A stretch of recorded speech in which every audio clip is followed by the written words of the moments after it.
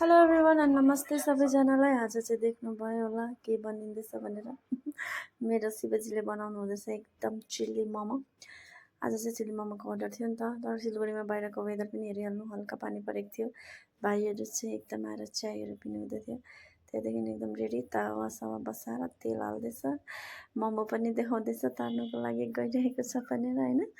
नाटक चाहिँ नि यो शिवजीको एकदम त्यो चिल्ली मोमो बनाउँदा चाहिँ एकदम फ्राई मोमोको पनि अर्डर आयो। त्यो चाहिँ साइडमा हटाइवरी एकदम फ्राई मोमोको पनि फर्स्ट बनाइदिएर कस्टमरलाई दिइहाल्यौँ।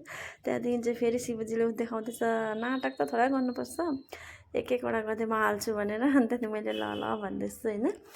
देख्न सक्नुहुन्छ जस्तो एकदम रेडी भयो, ग्रेभी या के भन्छ मलाई त थाहा छैन, ऊ बनाउने मान्छे ऊ हो, म चाहिँ एकदम साइडमा बसेर भिडियो गर्ने, उसलाई जिस्काउने। त्यहाँदेखि एकदम रेडी भयो हाम्रो चिल्ली मोमो रेडी भएर गयो पार्सल। एकदम कस्तो दामी क्या, देख्दै खाउँ लाग्दो।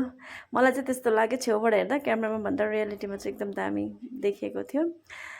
हस् त आजको लागि यति नै, फेरि भेट्दै गरौँ हाम्रो नेक्स्ट भिडियोमा। By by.